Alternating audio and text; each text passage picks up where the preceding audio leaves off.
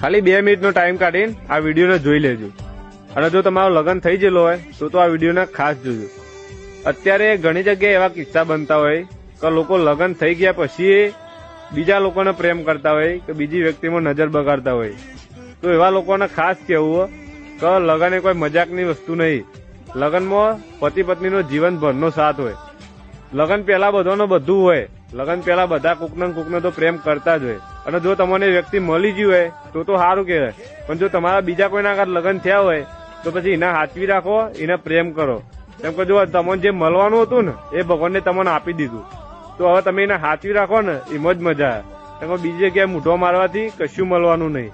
અને એક વાત યાદ રાખજો કે દગો કરે ને એ માણસ કોઈ દિવસ સુખી રહી શકતો નહીં. એટલે જે મળ્યું હોય ને એમાં સંતોષ રાખો, એને પ્રેમ કરો, એને હાચવી રાખો. સમજ્યા?